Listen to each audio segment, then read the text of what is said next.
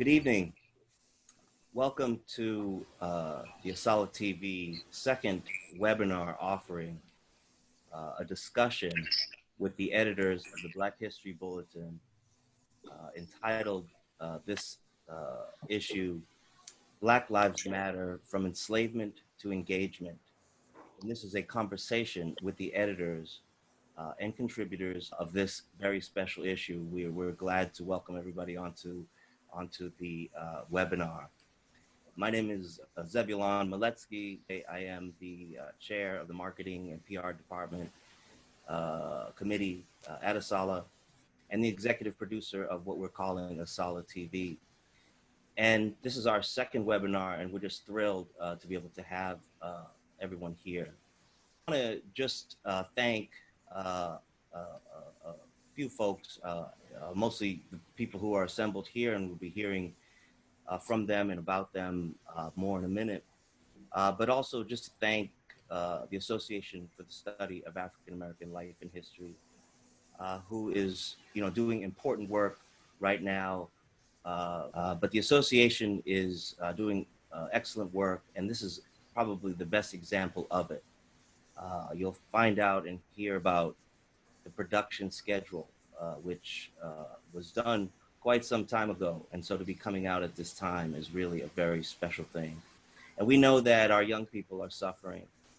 We know that there's a lot happening, and there's a lot of discussion today about police in schools and a lot of issues that this offering will cover. And so we thank you. At this time, I'm going to turn it over to our able host, who has led us through our first webinar. We thank you for those who are coming back. She's no stranger to our audience, and this is Dr. Kay Wise Whitehead. Dr. Kay, I'll turn it over to you. Thank you. Thank you so much, Zebulon. It is a pleasure to be here with everyone tonight. I am excited about the conversation. I enter into this conversation as someone who has been studying this. I am the National Secretary for the Association for the Study of African American Life and History. So on behalf of ASALH, we definitely welcome you to the conversation. Additionally, as a professor of history and communication, looking at social movements, I write about it, I study it. I also participated in it as a mother of two African-American young men. So it is a delightful opportunity that we have in front of us to unpack and to have a discussion about the Black History Bulletin, one of the jewels of ASALH. We have joining us here tonight a number of people who are involved with the Black History Bulletin, who also study what happens with social movements, who look at what happens in terms of schools and education. And so as we understand this conversation, we know that Black Lives Matter is not a new movement. In fact, I argue that we're in Black Lives Matter too. That is kind of the second part of an ongoing struggle to make the world recognize, and I'm talking about the entire world recognize the importance of Black lives. Because as we're fighting to make that a reality here in America, you have Black folks in Britain who are doing the fight for Black Lives Matter. They're fighting about Black Lives Matter in London. They're talking about Black Lives Matter in Paris, that we Black people on this planet are trying to get this understanding across to our white colleagues, to help them understand what we're dealing with when we think about police brutality, when we think about the way systemic inequality and racism, the ways in which oppression and hostility, all under the banner of white supremacy, help to frame the understanding of what it means to be Black in this country. So Black Lives Matter is a rallying cry. And there are a litany of names that we could go through that help to frame the people that we're talking about. If we're talking about Tamir Rice or Mike Brown or Eric Gardner, or even the work with Kimberly Crenshaw's group, the African American Policy Forum, to hashtag say her name, so that we do include the names of Sandra Bland and Corinne Gaines, and most recently, hashtag Breonna Taylor, waiting for the monsters that killed her to be arrested. That while the rest of America, white America, is in the midst of a global pandemic, I argue that Black folks are in the midst of a syndemic, and that we're dealing with multiple layers of oppression that come at us at one time. The world is shut down for COVID-19, and we were reminded with the stalking and the death of Ahmaud Arbery. We were reminded with the story of the killing of Breonna Taylor. We were reminded when we saw the video of Amy Cooper and Christian Cooper, no relation, of what it meant to have a white woman with a phone use that to call her cousins to come and get Black people out of her space.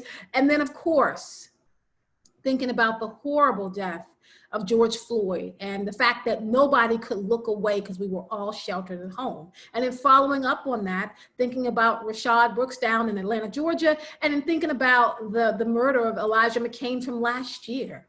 So this Black Lives Matter movement that we're in now is both a rallying cry, and it's somewhat insulting that after 400 years and being part of building this country, and like Frederick Douglass said, having our blood mixed with the soil of this land, that we actually have to convince the world that we matter in a country that we built. So that's the conversation that we are looking to unpack today. I want to introduce, by way of a conference call, Dr. LaVon Neal. She's a professor emerita and a retired associate vice president of administration and finance from Northern Illinois University. She's one of the co-editors of the Black History Bulletin. Hello, Dr. Neal. Good evening, everyone. So she'll be joining us through conference call. On screen, we have Dr. Alicia Moore, who's a department chair and holds the Cargill Endowed Professorship in Education at Southwestern University in Georgetown, Texas. Hello, Dr. Moore. She is on mute, but please note that— Good to be here this evening. Thank you. Dr. Neal and Dr. Moore are, I believe, if I'm not mistaken, we just celebrated them over a year ago. They are the longest standing editors of the Black History Bulletin. So we are excited to have them with us tonight. Additionally, as the guest editor for the Black Lives Matter from Enslavement to Engagement edition, we have Dr. Angela Ward. She manages the Austin Independent School District and focuses on cultural proficiency and inclusiveness. Dr. Ward, how are you? I'm good. Glad to be here. Thank you. And we're excited to have you. And then finally, on screen as well, we have Dr. Joseph Flynn Jr. He's the Associate Director for the Center for Black Studies at Northern Illinois University, as well as an Associate Professor. And he is the author of White Fatigue, Rethinking Resistance for Social Justice. Dr. Flynn, how are you, sir? Doing well. Thank you, Kay. I'm so happy to have you. We'll start off by asking Dr. Neal if she could frame for us the ways in which we are unpacking the Black History Bulletin and the impact of the Black History Bulletin as it lines up and is a part of the dream and the vision of Dr. Carter G. Woodson. Thank you, Kay. First, I extend greetings to my fellow middle school teachers. I taught social studies as well as special education, so I always like to give a shout out to my colleagues. I understand the middle school teacher mission very well. This evening, I will be discussing the importance of the BHB and the significance of the BHB, but I'm going to be framing that by using the webinar key questions. So I begin with the first question for 2020 is, how do we move away from the inequities of the past? And one of the things that I would like to remind everyone is that when you want to eradicate something, you have to sound the alarm about something. And so you sound the alarm, and then you act. Dr. Carter G. Woodson sounded the alarm in 1933 with his seminal book, The Miseducation of the Negro. Within that book, he noted that the miseducation of the Negro was a systemic problem and it required a systemic solution. And I'd like to highlight one of the things that he wrote, because that was this is a salient theme throughout his book. And this is a quote from his book. Woodson said, "The same educational process which inspires and stimulates the oppressor with the thought that he is everything and has accomplished everything worthwhile, depresses and crushes at the same time the spark of genius in the Negro by making him feel that his race does not amount to much and never will measure up to the standards of other people." So that was his comment throughout his book in 1933. But a wonderful thing happened. The action 3 years later was when Dr. Woodson responded to a request from Dr. Mary McLeod Bethune, the founder of Bethune-Cookman College, to really create a publication that would serve the needs of teachers as well as general readers. So the alarm and then the action. So the result of the action was in 1936, the Black History Bulletin. The result was initially the Negro History Bulletin, but it's now known as the Black History Bulletin, or as we affectionately call it, the BHB. So 83 years later, we are still relevant as a journal that speaks to teachers and general readers. Still today, in 2020, the BHB really provides teachers with a historical overview to spark the genius of scholars, as suggested by Woodson. It includes companion lesson plans that are culturally responsive and comply with the National Council for Social Studies standards. It's built for middle and high school teachers. It also includes resource lists for teachers and scholars to use with online platforms as well as in-person instruction. And it is published twice a year. Now, earlier I mentioned culturally responsive lesson plans that are part of the issue itself. When you think about culturally responsive teaching, think about the framework of Dr. Geneva Gay. She built that teaching framework in 2000. Like Woodson, she sounded the alarm in 2000 with her seminal book, Culturally Responsive Teaching, which is now in its third edition, effective 2018. So what Dr. Gay did was she took 30 years of research about miseducation and designed a teaching framework, culturally responsive teaching. So when you think about it, what she is saying, and I quote Dr. Geneva Gay, intention without action is insufficient. So it doesn't matter what you intend to do, whether you intend to spark genius, you have to act with a total transformation of curricula and instruction. But here's what's so exciting about sounding the alarm. It was not just the wonderful scholars such as Woodson, Bethune, and Gay, also activists who were also musicians. You know, the most popular CD when I taught middle school was The Alarm Sounded by Lauryn Hill. Her seminal CD that won 5 Grammys, unprecedented, was titled The Miseducation of Lauryn Hill. In 1997, that CD was released. So she was still sounding the alarm. And when you listen to the CD, the first thing you hear is a teacher taking attendance. When he calls her name, she does not answer. So you have to ask yourself, sadly enough, she knew that she was miseducated. So why continue? She had checked out. So quite symbolic and clearly spoke to the sad notion that she knew that her genius was not being sparked.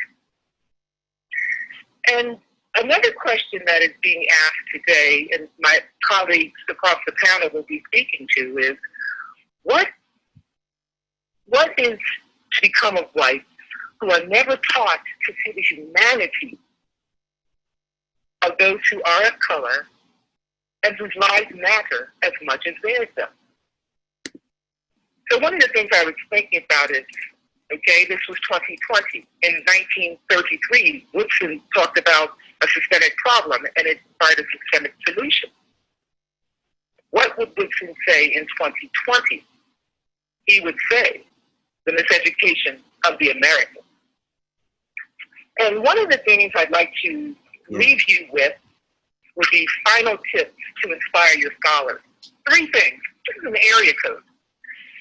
Read. To inspire your scholars, you can do this tonight and tomorrow, henceforth. Refer to your students as scholars.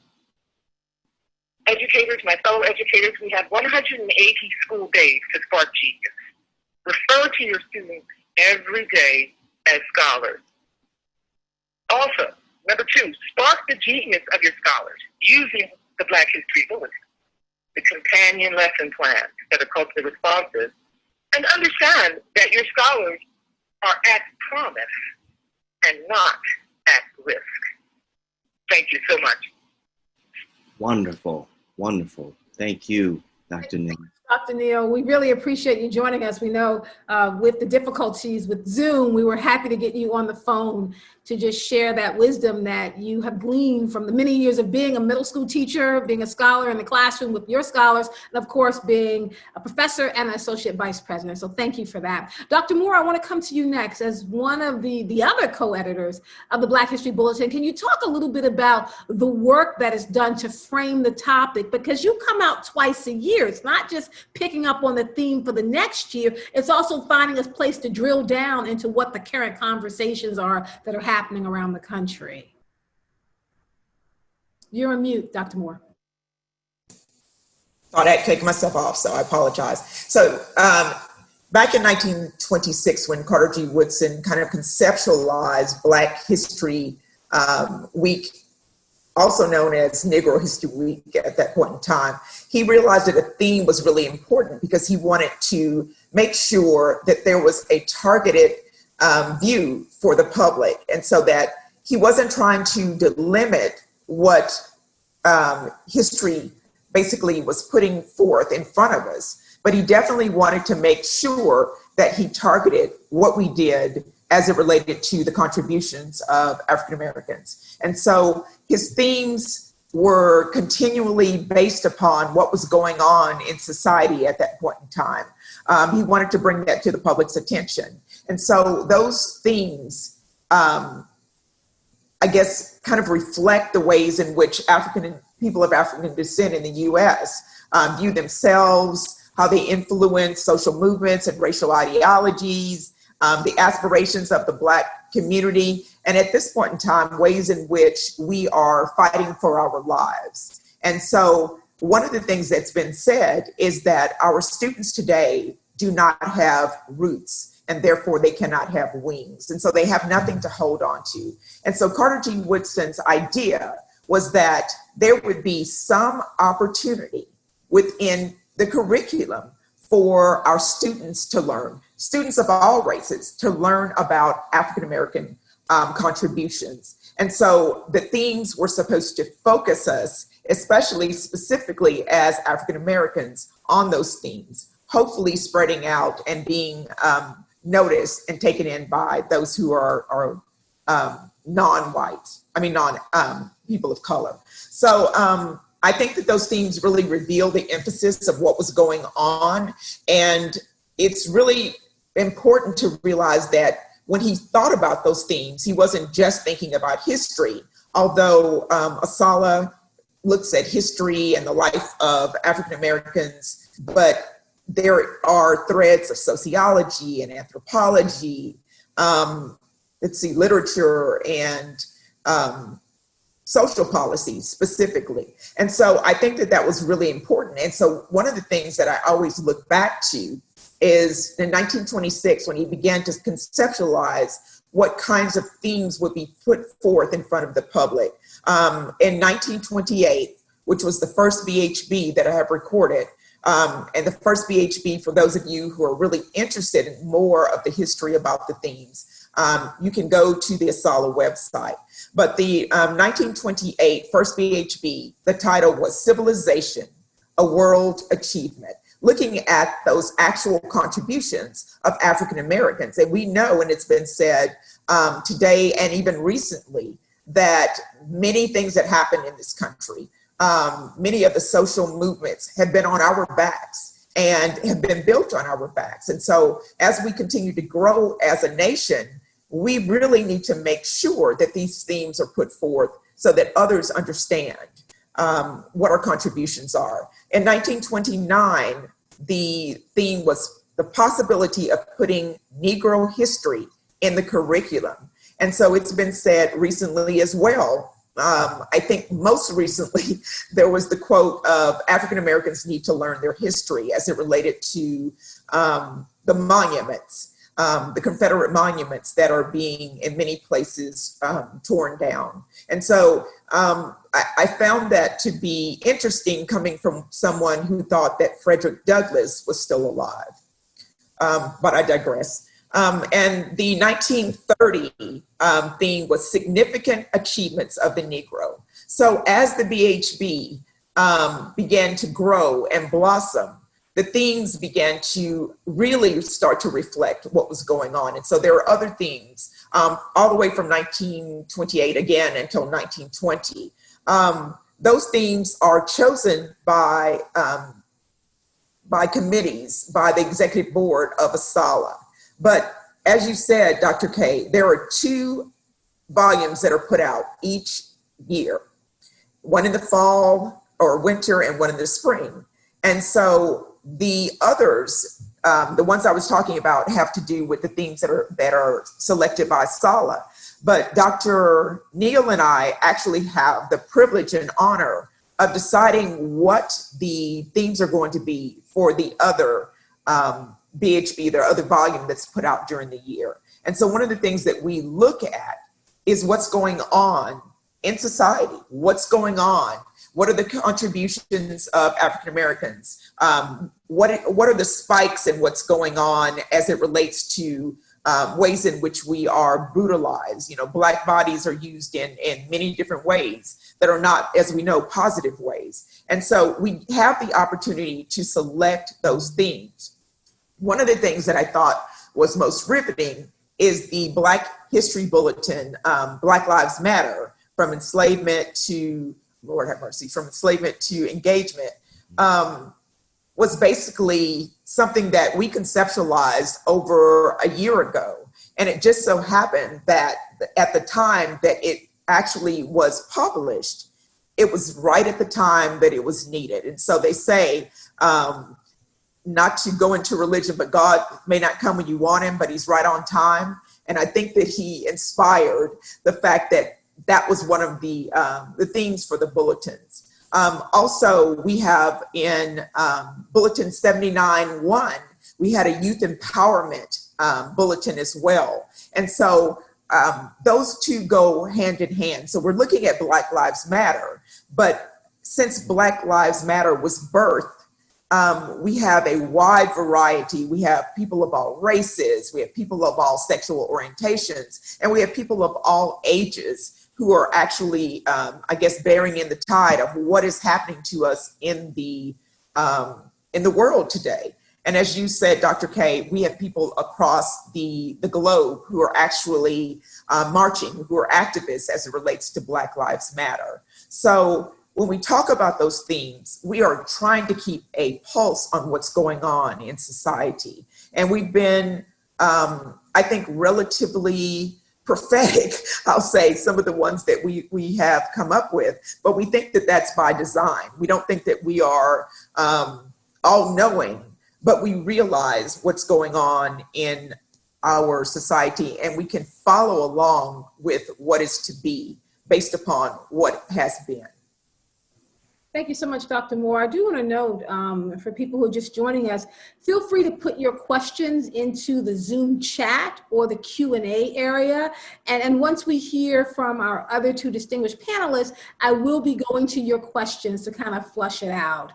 Do note that ASALH sets the Black History Month theme every year. It does not come from the White House. We dictate the theme. Since Dr. Carter G. Woodson founded ASALH, that is something that rests with the president and her executive committee. And so, as we know, this year's African Americans and the vote, not just to celebrate the 150th anniversary of the 15th Amendment of Black men's protection of their voting rights, but also thinking about it's the 100th year that women got the right to vote. And then it's a presidential election year. So a lot is happening this year, and the theme draws upon those things. And secondly, and I think this is taking us back to the Black History Bulletin, In addition to framing these conversations, the Black History Bulletin provides us with lesson plans as teachers, as professors. We can read the information and then we can take the lesson plan directly into our classroom, into our Sunday school room, into our kitchen, sitting at the table with our children, and we can start teaching about Black history. And so with that, I want to bring Dr. Angela Ward, who was the guest editor on this edition that we're talking about, but your piece, Combating Enslaved Minds, Forging a New Narrative. Can you talk about that and how you then frame this issue and why you think we need to forge a new narrative on how we're teaching about things? Certainly. So the article that myself and my colleague Bavu Blakes wrote, are you all able to hear me well? Yes. I'm on my cell phone, so just double checking. The article that we wrote about combating enslaved minds and forging a new narrative, my colleague and I are both parents raising Black boys. He has a Black daughter and son, and I have 2 Black boys. And we both wanted to present this counter narrative of the suburban good school where our Black children are being where they're going to school, basically. There's this narrative that if you go to a suburban school where there's not a lot of inner city youth, that your children will be better off. Well, we have to navigate a lot of turmoil with our students, with our children in these predominantly white neighborhoods. They're typically labeled as these good schools. Even though my colleague's school district has a substantial Black presence, his son is still encountering a lot of the issues that our students are facing in most public schools, where they're not seen as whole humans. They are criminalized. The article in particular that started the Black History Bulletin for this series, this volume, The Sanctity of Black Spaces, Why High School Black Students went against the one that ends the bulletin, Combating Pursuing Freedom, Dismantling the School to Prison Pipeline. Those 2 juxtaposed make me think about this thing called white skin comfort versus Black skin criminalization. And so the student at Round Rock High School, Micah, who was the impetus for the Black Student Union, and Dr. Moore has some connections to Micah as well that she'll probably add to the conversation. Micah was experiencing this, the issue of being in Black skin on a very white dominant campus and not being able to find her voice and having to quelch her voice just to find her footing and find her space in this very white dominant space. And Doctors Robinson and Shedrick McCall talk about this thing called the school to prison pipeline that we are constantly combating, and the criminalization of our students and their friends, and the Black skin criminalization that our students have to navigate. So really having to think about how are our schools designed in a way that create the space for our Black and brown students, but specifically Black students is what we're talking about today. How do we create those spaces for them to feel safe, welcome, included, that their teachers see them as whole humans, that they see them as living, breathing, intelligent Black children? In my article in particular, we address this issue with my son. He's a college sophomore, rising sophomore now, but as a freshman in high school, he was on the varsity basketball team, and we had to combat this issue of, well, you have all of these honors classes, you can't possibly be a star athlete and succeed academically. And so we wanted to demystify that and show the school that, yes, he can be good on the basketball court and he can also be amazing in the classroom. And then Dr. Mary Rice Booth talks about these hidden heroes that we don't hear about because they're not highlighted in the curriculum. And so we really wanted to focus on how do we bring these stories, these counter narratives, these the whole stories of our Black existence in regular in inner city schools as well as suburban schools. And so it was very important to us to create multiple narratives and to add to the Black History Bulletin very in-depth lesson plans that push this envelope of what curriculum should look like. In my role as an anti-racist educator, I push our educators to develop their own curricular resources because, as you might know, in the state of Texas and in the state of California, as goes Texas and California in regards to textbooks, goes the rest of the country. And myself in particular, I don't choose to use the textbooks that are used and adopted in the state of Texas. When I was a classroom teacher, I chose to use library books and authentic text to teach my children about the world that the books just didn't seem to find important. And so that's a little bit about the Bulletin and how we came to frame it. Thank you very much, Dr. Ward. Someone has asked if the next time you speak, if you can pull the mic a little bit closer so we can make sure that everyone can hear some of the amazing things that you are saying. With the Black Lives Matter movement, part 2, what we're noticing in the midst of this pandemic from America, syndemic in the Black community, is that the marching and the occupying, you see more white bodies in the space, that we're talking about Black Lives Matter as a human justice issue. It's not just something that is within the Black community, even if Donald Trump wants to call it something that's oppressing everyone. We understand that we need white folks to step up, not just as allies, having secret conversations with us, but being advocates, being willing to put their body on the line, to come out as what they call white shields, even protecting Black activists who are working to change this country. So with that, we turn to Dr. Joseph Flynn. His book, White Fatigue, will help us frame our understanding of how people outside the Black community are so important to being a part of the change that we're trying to have take place in this country. Dr. Flynn, thank you so much for joining us. Thank you, Kay. Can everybody hear me? All right. And if you should hear a dog in the background, that's just my puppy. She seems to find a moment to say something. But I think that's a really important question. One of the words that we're hearing a lot these days is ally, white allies. We need more white allies. And I would say that that's a flawed way of looking at things, because the thing about allies is that allies can choose whether or not they want to be a part of things. An ally can, I think of allies like I think of parade watchers. You can actively watch a parade. You can even jump into the parade, or you can just stay at home, right? I'm of the opinion that we need white accomplices. We need more white folk to understand the history of systemic racism and the history of white supremacy, and recognize how this context that has been shaped over 4 or 5 centuries has had just as much of a profound impact on them and their psyche as white folks in this notion of white supremacy as it has had on us in the shaping of our identities, our individual and collective identities.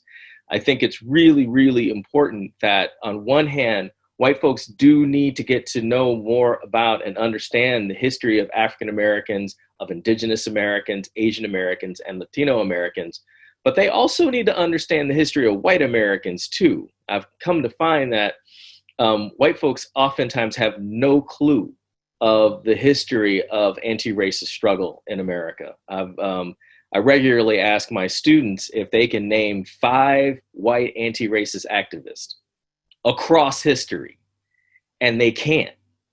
And that means something. That because they end up constructing the fight around anti-racism and the fight against white supremacy as an issue for Black people, right? And only Black folks. And they have to help in their small ways. But I think once they begin to reclaim this notion that they too have a lot to do with this, and they too can be a part of dismantling these systems of oppression, then they too can have a more important and a more empowered role for themselves. Because if there's one thing that I have come to believe about white folks, and is that of all the groups out there, all the racial groups out there, white folks have had the biggest deception and bait and switch out of any of us. You know, if there's one thing that's I have a lot of pride as being a Black man in America, is that we know when we're getting sold a line or sold a bad bill of goods. We know what struggle is. We know what the importance of thinking about how a policy or a law is written.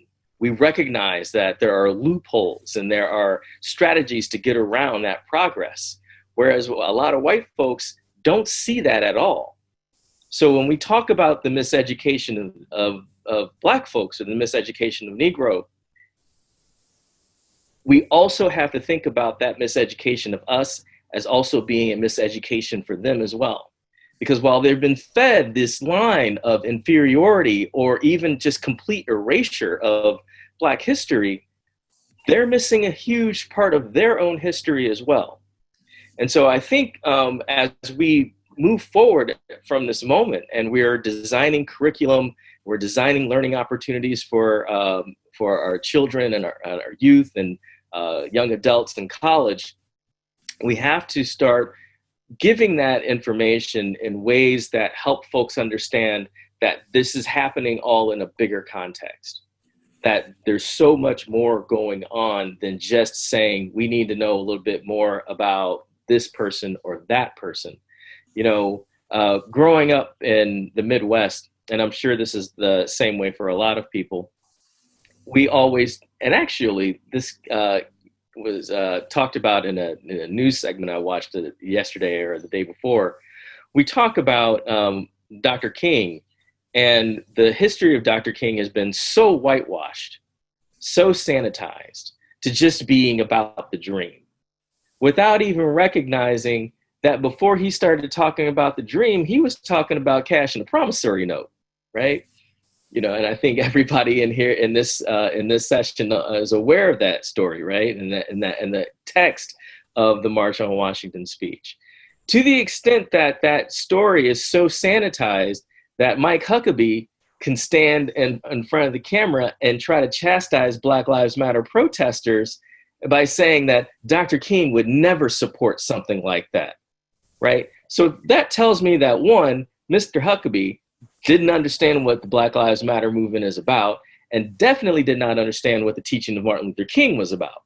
So we have to always expand this lens and expand the representation and the stories that are being told and how they're being told, and reconstruct those stories so that they are actually telling kids the truth about our history.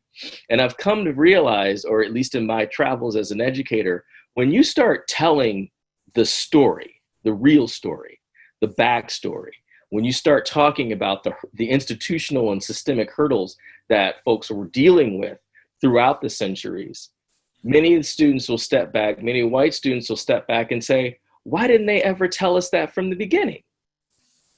So I think we're at this really important moment. And in regards to the question about that Dean Neal proposed at the beginning, we always have known that in order to oppress, in order to dehumanize one, you must first dehumanize yourself. And in order to be liberated, you must reclaim that humanity, right? And that's essential. And by telling these stories and by giving the full context of stories, that is what we're doing. I feel bad for many white folks, because I do believe, and this is what white fatigue is about, I do believe that there are many, many, many white folks out there that really fundamentally believe that racism is wrong. They just don't understand how racism works. And I think that oftentimes that lack of understanding and that frustration of learning how to understand these phenomena, it can cause fatigue. I don't want to call it flat out resistance, because most of the students that I've worked with don't necessarily reject what I'm saying, and they don't reject the materials that I'm exposing them to. They just find a lot of frustration because they are struggling to see what's the sense, or what has been the sense or the purpose of covering that history and covering these relationships that we've had over time. whose interests get served and who gets marginalized. They struggle with that. And that means that they're struggling with the development of their own positive racial identity. And so I'm not giving them a break by any stretch of the imagination, because nobody gave me a break and nobody gave us a break. You know what I'm saying? But at the same time, I feel like we do have to show love in that sense of an appreciation for the struggle of all humanity. And I think that's one of the most important contributions that we Black folk can give and do give regularly to the world. And we always ultimately show our love, even when we're in the midst of anger and pain. We have a way of showing love, and it is represented in an album like The Miseducation of Lauryn Hill, all the way to the films of Spike Lee. Wherever you want to go, we've always done that. And I think we're at this moment where more and more folks are beginning to catch up to what we have always been saying. And I think that this is a beautiful moment if we continue to take advantage of the moment, create opportunities like this conversation, create new curricula, continue to be active and have a voice in our communities and be leaders for social and racial change. And I think that we're at that point. And hopefully history does not prove me wrong. I pray that. Thank you so much, Dr. Flynn. I definitely would add to that with the wonderful things you're saying, and unpack white supremacy. Oh, yeah. Yeah, I forgot to say that. The work we have to do is that unpacking of white supremacy, because there's a great piece that came out in the Washington Post that says, when Black people are in pain, white folks join book clubs. Like, enough of saying, come and teach me why you're in pain. Come and teach me why you're hurting. Come and teach me why you're upset. I'm like, there's a magical world called Google. Like, do the work and figure out what your lane is, because what you're doing when you come to us for an open expression of love, you also expecting Black folks in the midst of crying out, in the midst of being hurt and in pain, we also now have to be private tutors. So we've got to find a way to unpack white supremacy and to dismantle whiteness as a social and economic construct, because that is at the heart of the things. I'll have you respond, Dr. Flynn, and then Dr. Moore, I'll come back to you. I'm glad you brought that up, Kay, because a couple weeks ago, I was in a session and a white student asked me about, how do you make sure that if you ask a question that a Black person doesn't get mad and so on and so forth. And I was like, first of all, you need to understand where that anger and frustration comes from. Yeah. Secondly, you need to grow a thicker skin. Third, this is a mark of white privilege to assume that just because you go ask a Black person a question about Black history, Black culture, the Black experience, they're automatically going to have an answer. And that's not how things work. And I think dismantling that assumption is especially important. We know what kind of times we're living in when you can turn on Amazon Prime and they got a big banner saying movies and documentaries about Black culture. That's the nature of what's happening. And that is privilege. And they need to recognize that and understand that. And I think that's an example that everybody can use as you go into the fall and start having these conversations about, well, what does white privilege look like? Well, white privilege looks like when a whole bunch of white people want to know about Black history, Amazon Prime puts up a banner. I'm going to come to Dr. Moore. What I want to do at this point, there are a lot of questions coming in. And so, Dr. Moore, I want to throw the question to you, but then Dr. Ward, I want to have you pull in and answer the question as well, so we can have more of the conversation going. I think Dr. Flynn really gave a great point here about Amazon putting up the banner, or babynames.com putting the names of Black people who have died on the front. I mean, I'm telling you, we're coming up on Juneteenth tennis shoes at some point. What I look at is BS wokeness, right? Rather than doing the hard work to dismantle white supremacy, I'm going to do a Black Lives Matter t-shirt, and make it available for Black folks for $25 to show that my company is woke. So Dr. Moore, can you get into the discussion about the ways in which we can look at resources and how we can transform our classrooms into spaces of freedom? Thank you for that question. Let me start out by saying one of the things that we continue to do as educators, and I say that for myself as an educator, is to decide that only those who are in middle school and are in high school should really learn about history. And one thing that we do when we do that is we omit the younger children who, if we would give them that foundation, would probably want to learn a little bit more. And I'll tell you why I said probably in just a moment. So teaching history. Teaching history, of course, involves a lot of different nuances. Again, it involves us teaching all of our children. Teaching history as it relates to what happens in the home, I think, is really important. And I remember at one point in time doing a training. And in that training, we talked about, with parents, we talked about the importance of what that looks like starting in the home before they get to schools, because then we'll talk about textbooks and we'll talk about how African-American history is actually delineated and not considered history. So one of the parents basically said, well, they don't need to know that. Or, well, that's kind of harsh, the things that they could learn.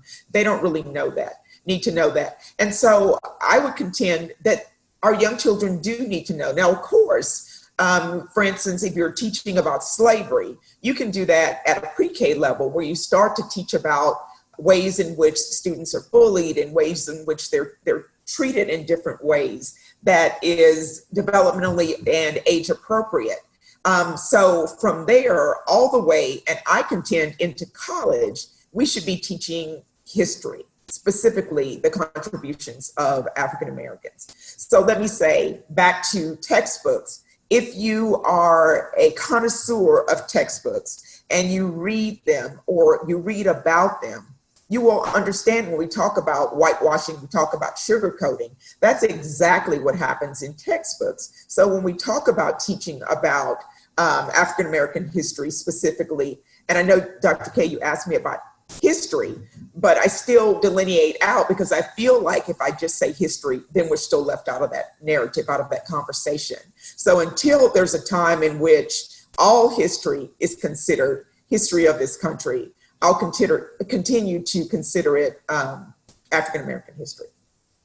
So I lost my train of thought because I have so many things in my mind. So here's something else that I teach, because I'm really passionate about this, because I teach at a PWI, a predominantly white institution. And I hope that our audience is people of all races, because I teach at that institution. And what I do is try to tell them about people of color. So I talk to them about the fact that who is it that they can name, who's African-American, that did anything in this country that might have been notable. And of course, if anybody else on the panel would venture to guess, it would be Martin Luther King and Rosa Parks, as if they are the only two African-Americans that ever did anything notable in the history of the United States. The same for people who are Latinx. So it's really important to understand when we're teaching about history that we cannot be relegated to a box. And I know it's wonderful. I love the fact that we have themes for African American or Black History Month, but we've got to expand out of that. And I'll talk about resources in a moment. But when I talk about expand out of that, I do the visual. I have a visual of where I talk about, oh, okay, it's Black History Month, and I pretend to be taking a box off of the shelf, and then I open it and I pull out these pictures of African Americans that nobody really goes into depth about. They don't really learn about their contributions, their inventions, because we have scientists and we have doctors and we have attorneys and we have people who've done many different things in the military. And then at the end of the month, we all know what happens. We pack all of those things back in that box, put the lid on, and we put it back. And so teaching about history is about teaching about the contributions of people who are of color all year long. Now, textbooks are not going to give us that opportunity. We have to do the work, and we have to teach our colleagues who are non people of color, we have to teach them that you have to go that extra mile. It's not going to be in that textbook when you open it up. There was a textbook that talked about how slaves were really happy and how masters took good care of them and they sang all day and they were well fed. We have to stop that. And we have to stop depending on textbooks that were written by a patriarchal society that's white and that looks at ways in which it seems to dehumanize us, to ostracize us, to write us out of history. And one thing I know about history is if you're written out, it's hard to be written back in. So resources like the Black History Bulletin, resources that you actually do the work. There's Teaching Hard History now. So there are a lot of things that you can find for resources. But my bottom line is, I said all that to tie this in a bow, that teaching history is multifaceted. It's not something that you just do on a whim. You have to do the hard work in order for our students of all races to understand what it means for all of us to have contributed to the society. And that's why the Black History Bulletin is so important. If people are still using the textbook, I would say that's definitely the wrong place to start. But if you're looking for a starting point, you start with the Black History Bulletin, because not only are things unpacked in there, but also lesson plans are in there. There's also resources to use in your classroom. When you join ASALH and you get that Black History Bulletin twice a month, you can then go into using that. You can access the resources. So there are materials available. Dr. Ward, I want to pull you back into the conversation, because someone wants to know, with the ways in which we're teaching history, how do we make sure that we are not doing what Dr. Moore said, teaching history, and then we're teaching African American history, or we're teaching women's history? How do we backstitch all of this so that we are teaching about the history of how everyone has contributed to the fabric of this country? Well, I'm sure I'm preaching to the choir, but you have to want to know about history beyond the whitewashed history that we're taught in schools. You have to have the longing for stories that are different from the stories that are commonplace. You have to really question, when the books are put in front of you, whose voice is missing. You can't just take at face value that what you're being given by a state adopted or school district adopted text is gospel, and it is what we're supposed to teach our children. We have to also think about what our lived experiences are. We have to question who we are, what our values are, what our biases are, what our beliefs are, because you're teaching curriculum through who you are every day in the classroom also. And so we utilize the Black History Bulletin lessons to really combat a lot of that we're finding in curriculum in schools, and that we were exposed to in school as well.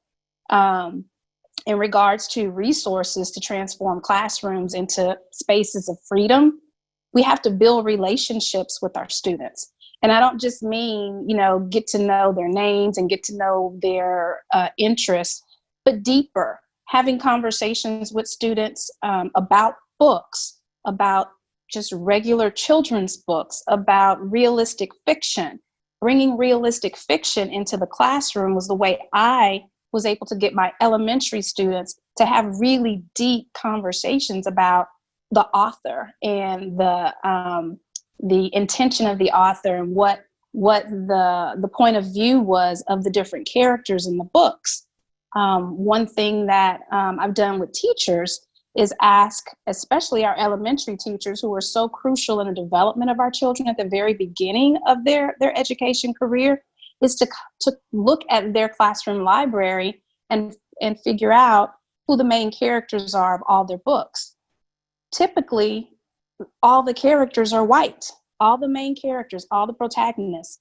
And what does that say to the students if you're a white teacher and the students are largely Black in your classroom and you have no books that represent them or anyone who looks like them? And begin to question why that is, and whose experiences are you missing out on? What are the teachers missing out on? What are the children missing out on? because I feel like you as a teacher can learn from your students by having these critical conversations with them on their developmental level. I've had conversations with first graders about history and about what it felt like to think about what that child engaged in history.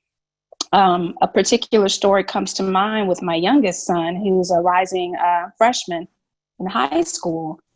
As a first grader, he and his friend were in a class, and like Dr. Moore says, every year we have that lesson or that month where we're talking about Black history. Well, this was Ruby Bridges' time, so we had to read the story of Ruby Bridges.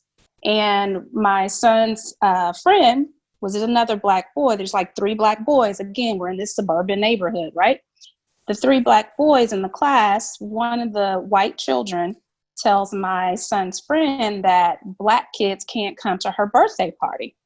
And my child was incensed and complained about it and wanted to have a conversation with the principal about, this ain't right. Why does she feel like she can say something like that? And I ended up having a conversation with the mother because she was appalled that her child would say something like that. We're not teaching our child that. We're white allies, right? And so when I was able to have the conversation with this mom, what I said to her was, no one's saying that you are, I don't think that you taught your child that, but what I do think is you didn't teach her the full story. And she's like, I want all of us to be the same, and we should all feel the same. And I had to explain to her, my child and the other Black children in the school, which is about 20 of them, don't feel the same when they're walking through this large white space in this elementary school.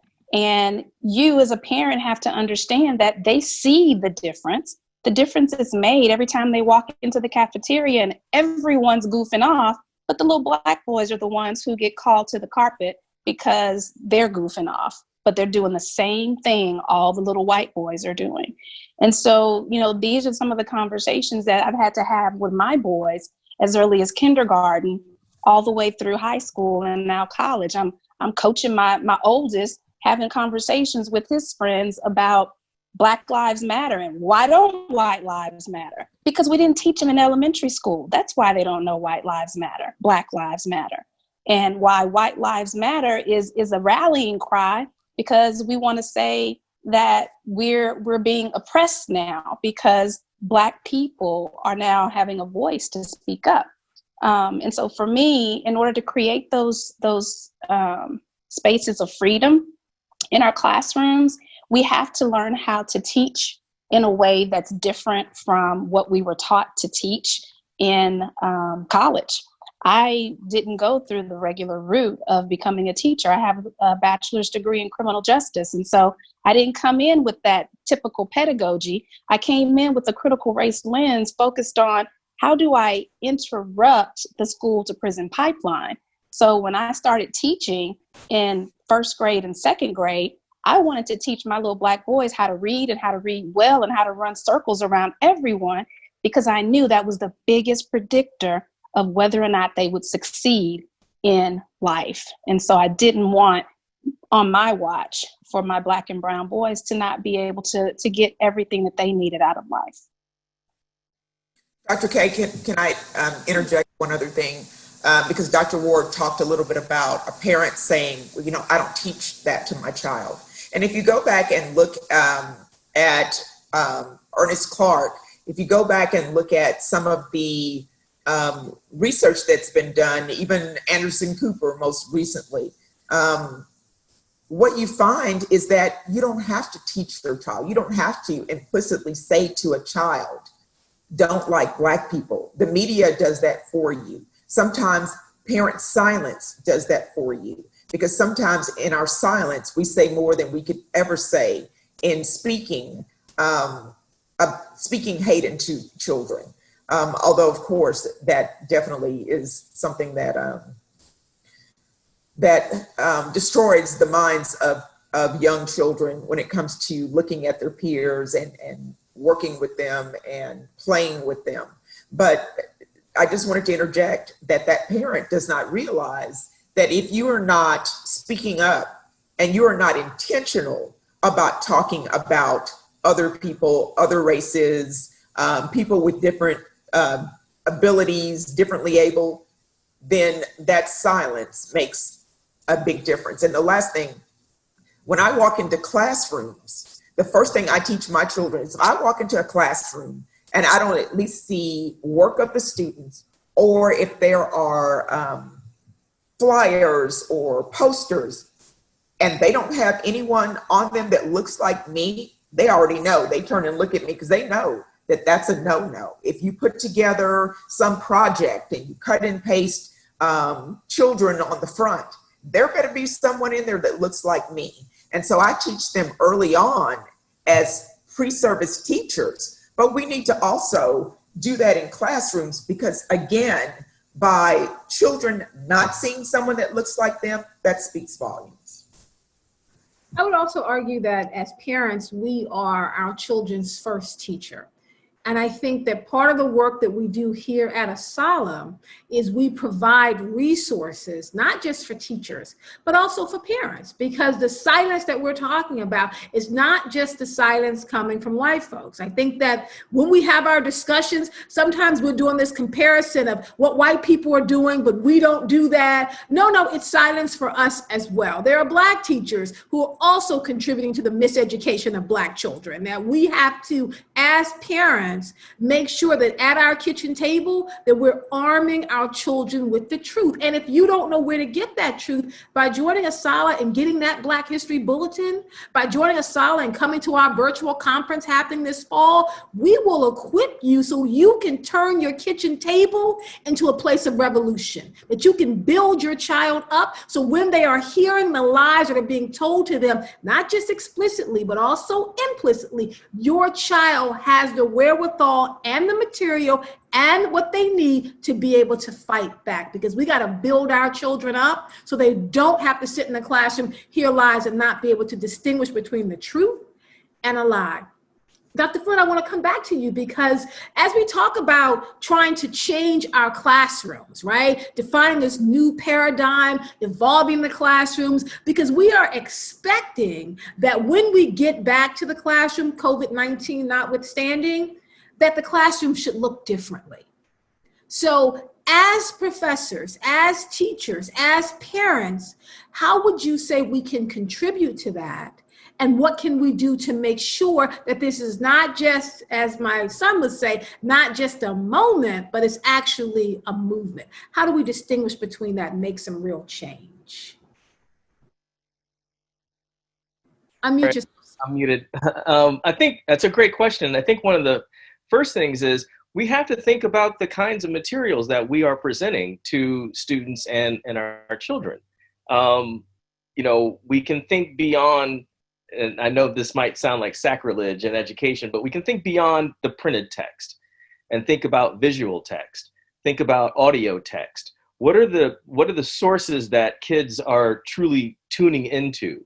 You can take an album like Good Kid, Mad City from Kendrick Lamar and learn a lot about not just the Black experience, but a number of different issues, a number of different critical issues. I think it's important that we privilege in the curriculum where our students are, regardless of what age they are. Where are they? Alicia had talked about earlier about, teaching things that are developmentally appropriate. And an example of that is a couple weeks ago on CNN, you had Sesame Street coming onto a news channel to talk about systemic racism. Now, my heart leapt because I'm a fan of Sesame Street. I got back into it when I had my kid. And, sitting there every morning watching that show, you start to realize how brilliant they are over at Sesame Street in taking on serious issues. But I also think that what we have to do is we have to create opportunities for our students and our children to be vulnerable. And I think one of the challenges of teaching particularly white students about systemic and institutional racism is the inability or the assumption that they don't have to be vulnerable, that you can just get information. My mom always told me that bought sense is better than borrowed sense, in the sense that, and the idea that if you get invested in something, if you have to give up something, you're far more likely to take it in and really think about it and really appreciate it than if somebody just randomly told you something in passing or in these traditional ways that we've always that we've approached curriculum, and definitely approached the incorporation of African American and indigenous histories into the curriculum. So we have to encourage our students that they need to learn how to take risk. And I think the fundamental element of being a critical thinker is being able to take those leaps of faith and logic and sensibility that oftentimes doesn't happen when you're an uncritical thinker. And so I also think that in addition to, using aspects of popular culture and helping kids understand these issues, we also have to show our own vulnerability. I talk to my students a lot. One of the things that I talk to them a lot about in describing how systemic racism works is we talk a lot about the story of Rosa Parks. And the average American can tell you who Rosa Parks is, right? And they tell the story, and everybody tells that story the same way. Now, even though her own autobiography kind of counters that story or the representation of that story, for some odd reason, that's the story that's stuck. And so I take my students through this activity where, we have them in small groups reconstruct the story, compare how the story has been told. All the groups usually tell the same high points. And then I give them some materials and we get a little bit deeper into Sister Parks's life, right? And her history of activism, attendance at Highland Folk School, so on and so forth, the more critical and honest story about her. And then I reveal to them that I grew up thinking the exact same things that they did, going back to this notion of a miseducation, and when we think about that story, at least with this Rosa, and think about how it takes all of the activism out of it, all the grassroots out of it, and it becomes this story about this single lone individual that pulled herself up by her bootstraps, whose interests get served in that story? Not Rosa's. It is a literal whitewashing and American washing of that really transgressive story. And so I think it becomes really important that we help kids understand that everything's not going to be comfortable. They're not always going to walk home after learning about these things and be able to sit at the dinner table and just smile and say, hey, guess what I learned today? It's not like that, because some of this history is deeply painful. But at the same time, I've lived through it and I learned. And if I can do it, you can do it. I think this notion of vulnerability becomes really important because it's in those spaces and those emotions that we don't think very much about, like vulnerability, like humor, where we really find our humanity and we find where we connect with one another on a much deeper and more spiritual level. And I think helping kids learn how to open that door of consciousness and open those doors of risk-taking is the kind of thinking that positions children and young adults to be able to take on more activist roles in their communities, in their classrooms, on their campuses, et cetera. And that's what I try to help my students get their heads around, that this is not easy and it's not easy work. You're dismantling a system. If you've ever gone and dismantled a house, right? You pick up that sledgehammer, you take a couple of swings with that sledgehammer. After about 5-10 minutes, you're going to get tired, right? This is the same kind of concept. It takes work, and that's a part of it, and we need to embrace that part. But I think helping students understand that there are multiple modes through which we can learn this history and learn these ideas. There are multiple feelings and emotions that we can learn how to grapple with. And dealing with that and negotiating all that morass is what really pulls us together and shows us all how deeply human we really are and how people have been highly affected personally and culturally by these omissions and these glossing over of important events in American history. Not just, I mean, we learn more about Jefferson Davis than we learn about Martin Luther King. Right. You know, so what sense does that make? You know, and understanding that, you know, when we're talking about, just as an example, the Civil War and the notion of a lost cause and that it was all about the Second Amendment. Hey, I've brought secession letters to class to have white students read them, and they're all like, oh my God, it was all about slavery, because they said it in the first paragraph of their secession letters. It's like, okay, now you know what page I'm on, so now we can have a better conversation about this. You know, Dr. Flynn, I really appreciate that. We are at this point, we have about 15 minutes or so left for our discussion, and I want to do a round robin. I have, you know, a couple of questions I've gotten from the audience, and I want to rapid fire ask the panelists, and if they could answer in a minute or so, but just to give us some resources. I do want to know, Dr. Flynn talked about how you get tired when you're dismantling a system. Folks, here's the thing with dismantling a system: you don't have to do it by yourself. ASALH is there to swing the hammer with you. By joining ASALH, you get the resources, you get the teaching, you get the conference, you come upon an organization that believes, as our theme, if we don't tell the world about Black history, who will? You don't have to swing the hammer by yourself. You come alongside us, we come alongside you, and this is how we build so that when we dismantle, there's something else to go in its place, right? So very quickly, starting with Dr. Ward, how do we get school districts to teach this new curriculum, to bring Black people into the fabric? How can we do that? I'll go Dr. Ward, Dr. Moore, and then Dr. Flynn. That's a complex question. Well, it has to start with the legislators, y'all. We don't design the curriculum without the legislatures telling us what we're supposed to teach. So who you vote for has a lot to do with what we teach in schools. That's first. Second, you don't have to use the books that they buy for you.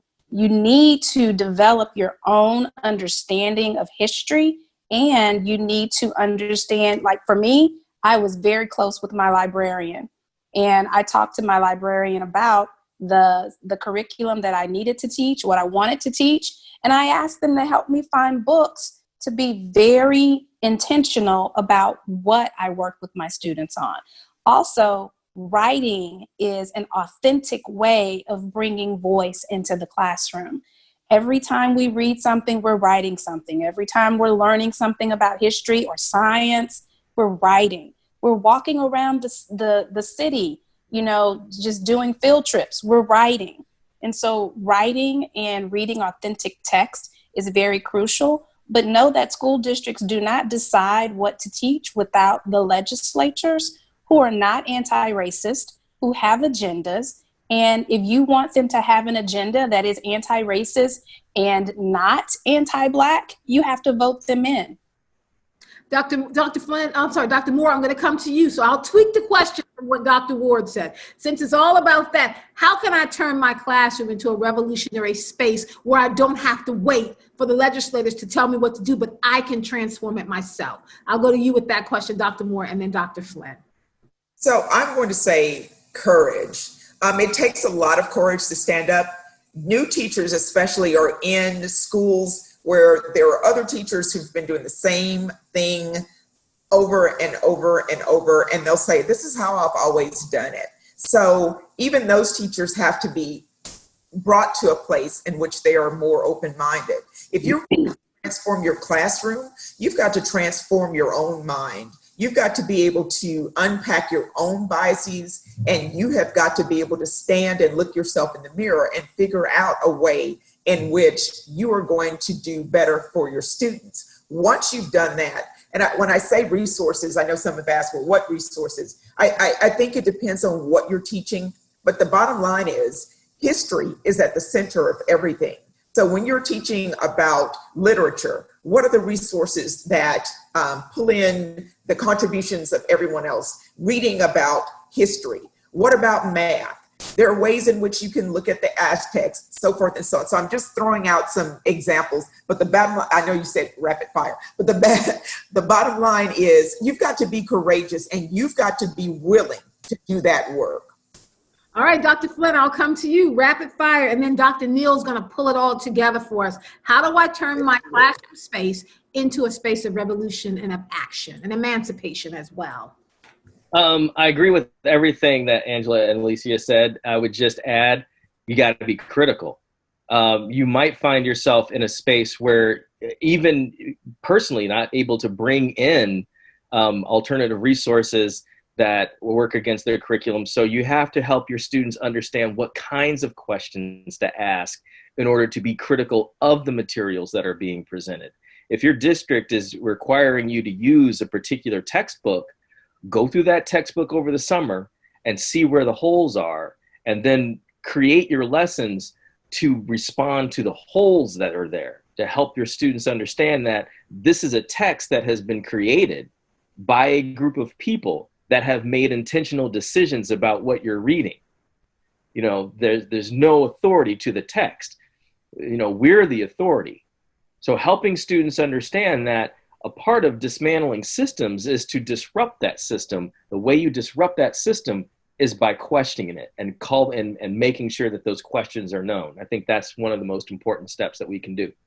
Thank you. We asked Dr. Neal to kind of bookend this conversation for us. She started us off and kind of outlined what the conversation was going to be about. I now want to go back to Dr. Neal, one of the co-editors of the Black History Bulletin, to kind of pull together where this discussion has been with some steps for how we go forward, and then we'll wrap up. Dr. Neal, who is joining us by conference call. It's great to be back. Started with Carter G. Woodson, and I'm going to wrap things up using Woodson's thoughts. Carter G. Woodson once said there are two types of education. There's the formal education, which we know for all Americans, that means miseducation.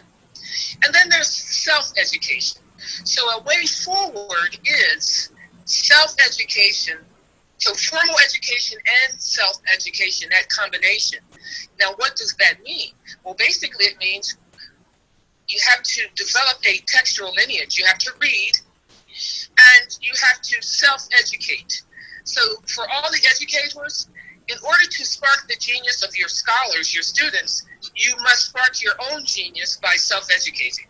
And that means the summer reading, the reading throughout the school year. All of those things are salient, but also, to make it a disruption space. One of the things that I did when I taught middle school was I was a member of textbook adoption committees. I intentionally sat on textbook adoption committees, particularly in the state of Texas, because the state of Texas and the state of California, they control which textbooks are adopted. So I made certain that I was on the textbook adoption committees. And I was usually the only person of color on those committees. And even though the textbooks that I was evaluating were social studies, very few of the reviewers were social scientists or historians. So that really let me understand why the miseducation persists in terms of the lack of factual history. It was revisionist history. And to speak to that, I remember one of the many things that Dr. Geneva Gate once said, when you talk about how do you disrupt spaces and how do you transform an environment, she said, we must remember that over time, people value what is present and they devalue what is not. So as educators, we must make certain that the books, textbooks, and posters that are in all of our spaces must represent all of the scholars and all Americans. Otherwise, over time, they will value what is present and devalue that is what is not. Yeah. Thank you so much, Dr. Neal. So as we begin to wrap up, before I go to Zebulon to talk a little bit more about ASALH and ASALH TV, I wanted to give each of our panelists, and our panelists have been quite amazing tonight in laying out for us the understanding of the topic, the importance of the Black History Bulletin, and the importance of coming alongside ASALH. There's something about being a part of ASALH and getting that ongoing teaching and the reinforcements that you need. I would encourage parents, if your children are not members of ASALH, you can get a membership for your child. They can get the Black History Bulletin on their own and be a part of that. So as a National Secretary, I would be remiss not to remind you to bring your family into ASALH. It can become a whole family institution. Dr. Moore, I'll come to you, and then Dr. Flynn, Dr. Ward, if you could, in a minute or so, kind of wrap up and then give us an idea of maybe one thing, one tangible thing that people can walk away and do right now to change the environment in which they find their children, in which they find themselves. So I'm going to go back to something I was going to say earlier that has to do with parents. And so when we talk about the BHB, sometimes that means parents actually taking those resources to the schools. I think many times we allow, as parents, we allow what's happening into our classrooms. We allow what's happening into our classrooms to affect our children. We need to hold teachers accountable. And I don't mean the running to the classroom and yelling at the, that's not what I'm advocating. But I am advocating for parents to say, we need training for these teachers. We need to make sure that teachers are aware of what they're doing to our children, ways in which they're miseducating our children about who we are as a people. And so I will say the one thing to take away is take the BHB, take it to your school, take it to the district, to a school board, take it to the principal, and advocate, and other resources, advocate for your child through the resources that teachers need. Excellent. Dr. Ward, I'll come to you, same question, and then Dr. Flynn. So one tangible thing to change this situation is to, as a teacher, if you're trying to do this by yourself, you need a squad. You shouldn't be trying to do this by yourself. It is important that you have multiple perspectives as you are trying to create new curricular inputs for your students and for yourself. So my suggestion would be, who are you dialoguing with about curriculum? Do they think just like you? If they think just like you need to add to your squad. I think we have a problem with Dr. Ward's audio, so we'll just hold on her and we'll come to Dr. Flynn. Dr. Flynn, same question, sir. That was kind of cool, though, the way you had your squad. That was fun. But I would say that I don't have much more to add than what they just said, because I think those are two of the most important things. I would just also say that at the end of the day, you also have to take care of yourself and deal with your own self-care.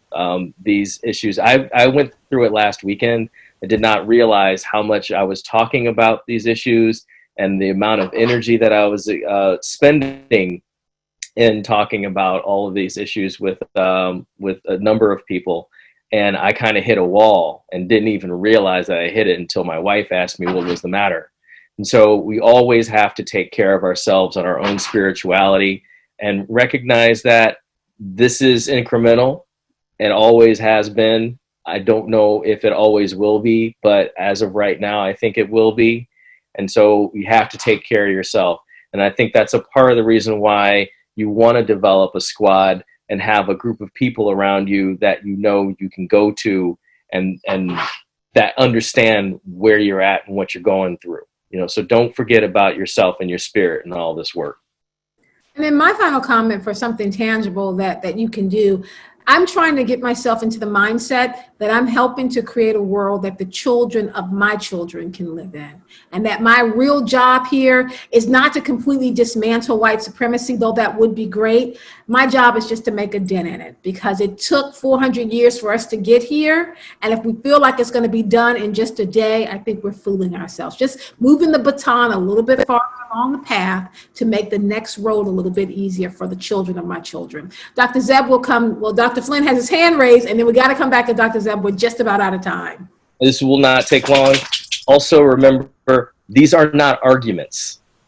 I don't think our purpose is to go out there and try to convince people. You know, we ain't on Fox News. This is about helping people understand information that they may not have ever been aware of before, and helping them navigate that information. So please do not walk into these conversations, these lessons, these situations with the notion of, I'm going to win this argument. You know, that spirit is great. And I've been there, and I've run myself silly and practically broke my head open, beating it against the wall, trying to get people to believe what I'm saying. If you don't want to believe it, that's on you. But as an educator, it's my responsibility to help spread knowledge. Yeah. I got to get it back to Dr. Zebulon so that we can wrap up on time. Zeb? No, I think that's a great place to wrap up, and I'm appreciative of it. And Joe and Kay and Angela, Alicia, Dr. Neal on the phone. Thank you, everybody. Thank you for all of our attendees being on this call. I think it is time to speak truth to power. It is time to speak from the heart and how these things affect us. We're all in these mini conversations every day, as you said. And I think that all the panelists just brought it all together perfectly. We want to thank you all again, as has been said, and Dr. K mentioned it earlier. Become a member of ASALH. This is a link here that you can go to the website, asalh.org. You can type in the rest, members or join, or you can just go ahead and find when you arrive to the website, you'll see where you can become a member. Purchase the BHB. A lot of our people were asking today in the chat, how can we purchase it? You can purchase it right on the ASALH website, of course. And when you get there, there's a slider that shows that ability to purchase right there. And lastly, in this time, we're asking for our true ASALHites and new, and also new friends to, if you're considering making a donation this year, and a lot of people have been because of so many things that are going on, please consider donating to ASALH. As you can see from this webinar, there are folks here doing the work. As Kay said, let us swing that hammer for you. We can't do it without your support of things like ASALH TV and what we're doing this year. And so we ask you to please make a donation to ASALH, consider ASALH this year. We also ask you to subscribe to ASALH TV. You can find us on the YouTube page. That's also on the web page. It's ASALH. If you go to youtube.com, see, and then ASALH TV, you should find us, or with a search. And please subscribe and hit that notification bell to let you know about future episodes and upcoming webinars and events. And so, Kay, I'm going to let you close it out. Thank you. Thank you so much, folks. Just so you understand, here at ASALH, our job, our goal, our mission, and our responsibility is to teach Black history in every single resource that we have, from our conferences to ASALH TV to the Black History Bulletin. If you don't do anything else to move the ball forward, join ASALH, because if we don't teach the world about Black history, then who will? Thank you so much for your time and energy tonight. We appreciate you.